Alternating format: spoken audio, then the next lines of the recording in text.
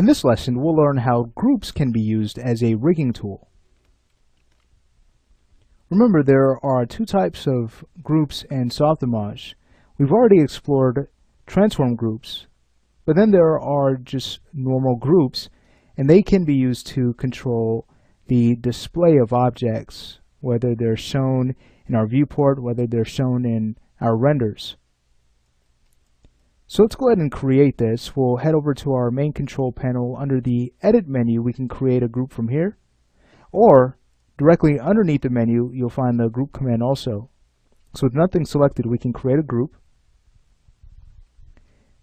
Hitting 8 to find it in our Explorer. It's not actually going to be contained underneath an object, but we can contain them underneath models. So we'll learn how to do that. And by doing so, that means that groups can act as portable layers, because we can then take those models and export them. When we import them back in, everything is preserved, including these groups. All right, so once the group has been made, we can now start to add to this. So what we're going to do is add these nulls that we have used to regulate our wing flaps. No need to see them, so let's go ahead and hide them. We'll start with one. Let's go ahead and, with the inner left null selected, we'll now control click our group. And now we can add to the group by clicking on the add icon right next to the group tool. You can see it has been added. If we were to switch the visibility parameter from no effect on members to, let's say, hide members, you can see that the null has been now hidden.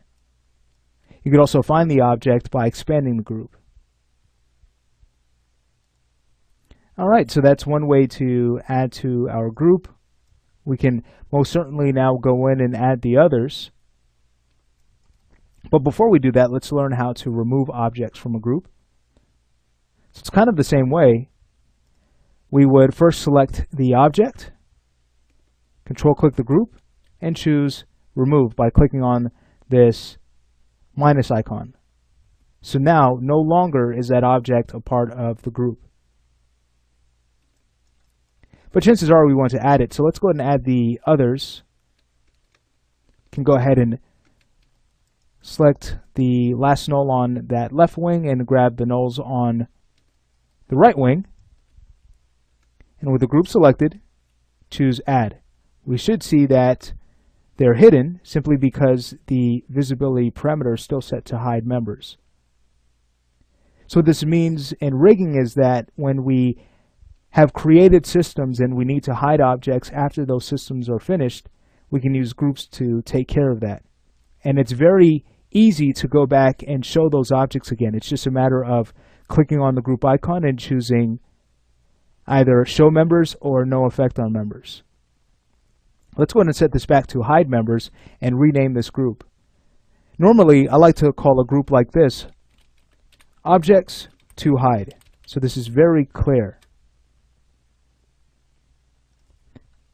So that's a look at groups in Softimage. I'd also like to mention that you can automatically store objects in a group if you have them already selected before the group command is run. We're just about finished with our control rig. In the next lesson, we'll learn how to create a global control, and we'll learn why we'd want to do that.